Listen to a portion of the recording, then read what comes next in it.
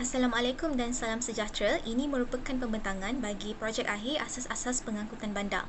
Nama saya Nurin Nasuha binti Muhammad Nayam, nombor kad matrik A16033.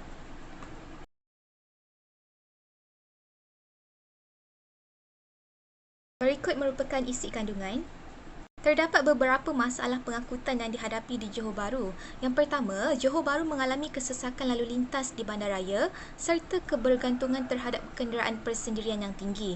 Yang kedua, akses terhadap pengangkutan awam agak terhad dan yang terakhir, kurang pembangunan pengangkutan hijau. Polisi pengangkutan yang dicadangkan adalah Pelan Induk Pengangkutan Awam Daerah Johor Bahru 2015-2045. Di dalam pelan ini, terdapat rancangan pengangkutan awam daerah Johor Bahru yang telah pun digarap daripada Pelan Induk Pengangkutan Awam Negeri Johor 2015-2045 untuk memenuhi keadaan semasa dan juga masa hadapan.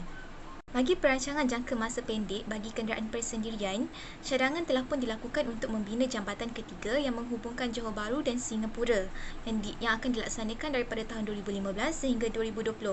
Ini melihatkan kepada keadaan kesesakan lalu lintas di sepadan Johor Bahru untuk pergi ke Singapura.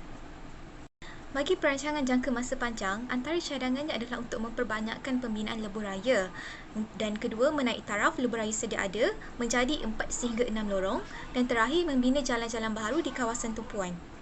Untuk menyelesaikan masalah pengangkutan awam dalam jangka masa pendek, pertama sekali adalah meningkatkan liputan akses terhadap bas muafakat Johor dengan menambah jalan baru dan menyasarkan sehingga 90% akses terhadap bas muafakat Johor.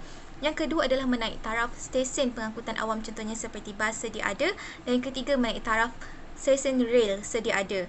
Bagi jangka masa panjang pula adalah mereka menyasarkan BRT pada ketika ini iaitu Bus Rapid Transit yang sedang berada di fasa pertama dan kedua akan diteruskan ke fasa ketiga sehingga mencapai sasaran 243.4 km dengan 139 stesen. Selain daripada itu, mereka juga akan memperkayakan pembangunan sistem Rapid Transit contohnya seperti HSR, LRT, MRT dan lain-lain lagi. Berikut merupakan perancangan laluan baru yang akan dibuka dalam jangka masa pendek. Ini pula adalah peta dan perancangan laluan BRT. Berikut merupakan laluan dan rancangan pembinaan rel. Untuk menyelesaikan masalah pembangunan pengangkutan hijau, rancangan yang telah dilakukan adalah membuat satu garis panduan pembangunan berorientasikan transit ataupun TOD, iaitu dengan menggalakkan berjalan kaki daripada terminal dan juga pengangkutan transit. Yang kedua adalah mencadangkan pelan cadangan laluan tanpa motor. Bagi jangka masa panjang pula adalah mewujudkan persekitaran pejalan kaki dan berbasikal berkesinambungan selamat dan selesa. Yang kedua, merancang kepelbagaian pembangunan dan aktiviti guna tanah di dalam satu kawasan dan yang terakhir adalah memperluaskan laluan tanpa motor. Dalam TOD ini, setiap daerah di Johor Bahru akan dibahagikan kepada TOD 1 sehinggalah TOD 5 dan terdapat beberapa perancangan pembangunan berdasarkan TOD masing-masing.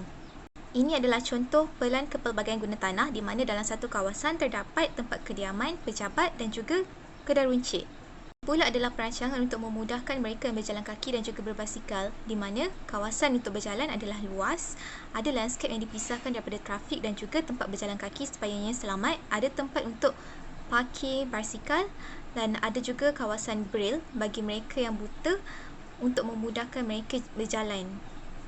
Selain daripada itu, kawasan pejalan kaki juga adalah berdekatan dengan kawasan rel dan juga stesen pengangkutan awam. Itu sahaja dari saya. Sekian, terima kasih.